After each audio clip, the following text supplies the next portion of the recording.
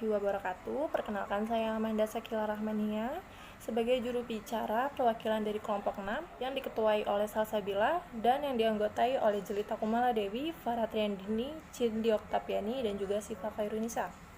Dalam pelajaran kurikulum material development ini, saya akan membahas 3 pembahasan. Yang pertama ada kurikulum, silabus, dan juga lesson plan atau RPP. Oke, yang pertama ada kurikulum. Kurikulum adalah serangkaian rencana dan pengaturan tentang tujuan, isi, serta bahan pembelajaran, serta cara-cara yang digunakan sebagai pedoman dalam pelaksanaan pembelajaran untuk mencapai tujuan pendidikan tertentu. Kurikulum dijalankan oleh pemangku kepentingan sekolah seperti kepala sekolah, wakil kepala sekolah, staf administrasi, dan pekerja sekolah terutama guru, dengan tujuan yang luas untuk mengembangkan potensi siswa melalui aktivitas pembelajaran untuk memperoleh kompetensi, keterampilan, dan sikap yang diperlukan di masyarakat. Peran kurikulum ini juga penting untuk mempercepat dan beradaptasi terhadap perkembangan ilmu pengetahuan dan teknologi.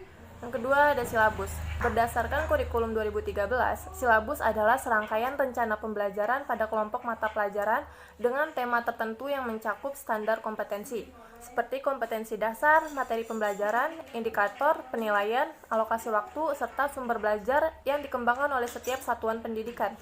Dengan demikian, silabus berisi garis besar, ringkasan, serta esensi isi atau bahan pembelajaran. Silabus dirancang oleh sekelompok guru berdasarkan kurikulum untuk menentukan tujuan dari setiap pembelajaran, termasuk alokasi waktu, isi yang mencakup unsur bahasa dan bahan pembelajaran, kompetensi inti, serta kompetensi dasar, keterampilan, dan sikap yang dibutuhkan oleh siswa. Yang ketiga ada lesson plan atau RPP. RPP merupakan hasil penguraian dari silabus yang mengarahkan aktivitas pembelajaran siswa untuk mencapai kompetensi yang telah ditentukan. RPP disusun untuk satu atau beberapa pertemuan pengajaran. RPP harian dikembangkan oleh guru untuk membimbing proses pengajaran dalam 1 atau 2 kali pertemuan. Rinciannya dapat bervariasi tergantung pada mata pelajaran yang diajarkan dan kebutuhan siswa. RPP juga berfungsi sebagai pedoman bagi guru dalam mengelola kelas untuk suatu pelajaran tertentu, yang bertujuan agar siswa mencapai target dan tujuan pembelajaran dalam 1 atau 2 sesi. Di sini ada beberapa perbedaan antara kurikulum dan juga silabus. Yang pertama, kurikulum itu mengacu pada keseluruhan isi yang diajarkan dalam sistem pendidikan nasional atau dalam suatu program pendidikan. Sedangkan silabus itu diterjemahkan dari kurikulum dan berfungsi sebagai ringkasan topik yang mencakup mata pelajaran atau unit yang akan diajarkan. Yang kedua, kurikulum itu sama untuk semua guru. Sedangkan silabus berbeda tergantung pada guru mata pelajaran yang mengajarkannya. Yang ketiga, memiliki cakupan yang lebih luas dan silabus lebih rinci. Kurikulum tidak disediakan untuk siswa kecuali jika diminta secara khusus. Sedangkan silabus disediakan untuk siswa agar mereka dapat tertarik pada mata pembelajaran. Lalu, kurikulum bersifat perspektif dan silabus bersifat deskriptif.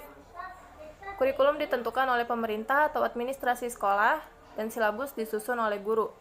Kurikulum berlaku sampai penyelesaian pembelajaran, dan silabus memiliki durasi waktu tertentu seperti 1 semester, 1 tahun, dan lain-lain. Lanjut, perbedaan antara silabus dan RPP atau rencana pelaksanaan pembelajaran.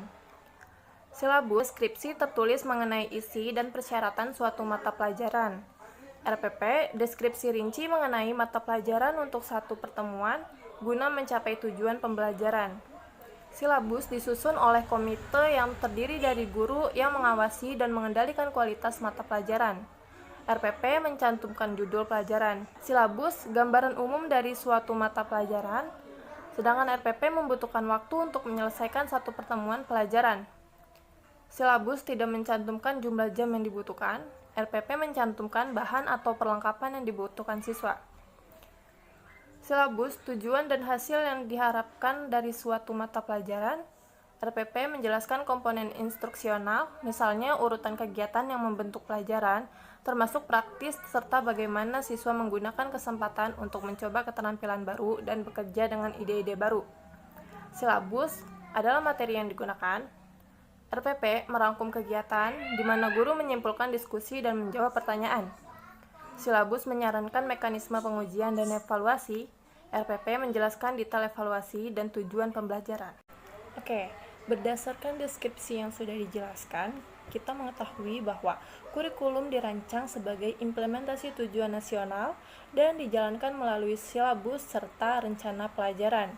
Keberhasilan pelaksanaannya sangat bergantung pada guru, karena guru tidak hanya mengajar, tapi juga merancang pembelajaran dan tugas administratif. Beban ini bisa menyebabkan stres dan menurunkan profesionalisme guru. Oleh karena itu, perlu adanya pengurangan tugas tambahan agar guru bisa fokus meningkatkan kompetensi, keterampilan, dan karakter siswa.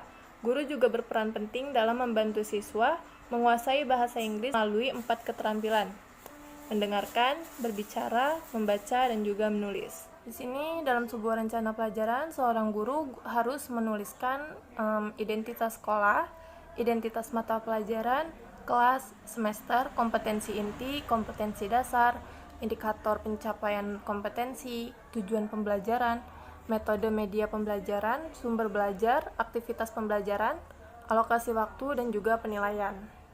Lanjut, ini adalah sebuah contoh dari model rencana pelaksanaan pembelajaran yang berdasarkan kurikulum 2013. Dan ini contoh model silabus. Pengalaman belajar. Menurut Taylor, dalam Cokrojoso tahun 2004, terdapat 5 prinsip umum dalam menentukan pengalaman belajar, yaitu yang pertama, untuk mencapai tujuan, siswa harus melakukan sesuatu yang memungkinkan mereka mencapainya. Yang kedua, kegiatan pembelajaran harus membuat siswa merasa puas karena kepuasan akan meningkatkan semangat belajar mereka. Yang ketiga, pengalaman belajar harus disesuaikan dengan tingkat kemampuan siswa. Yang keempat, untuk mencapai tujuan, guru harus mengajarkan siswa mereka dengan berbagai pengalaman belajar, karena siswa akan merasa bosan jika hanya menggunakan satu metode pembelajaran. Yang kelima, pengalaman belajar yang sama dapat digunakan untuk mencapai tujuan yang berbeda. Baik, jadi kesimpulannya, kurikulum merupakan tujuan nasional yang dirancang untuk menciptakan manusia terdidik yang memiliki pengetahuan, keterampilan, dan sikap yang baik. Sedangkan silabus adalah program operasional kurikulum yang memuat sekumpulan kegiatan pembelajaran dan materi pembelajaran yang dilaksanakan selama 1 semester untuk menguasai suatu pengetahuan dan keterampilan tertentu termasuk pembentukan karakter siswa. Sedangkan RPP atau Rencana Pelaksanaan Pembelajaran disusun untuk mencapai tujuan pembelajaran pada setiap mata pelajaran dengan melibatkan siswa secara aktif untuk belajar selama 1 kali pertemuan atau lebih. Oke, jadi segitu yang dapat saya sampaikan, kurang lebihnya mohon maaf. Terima kasih. Wassalamualaikum warahmatullahi wabarakatuh.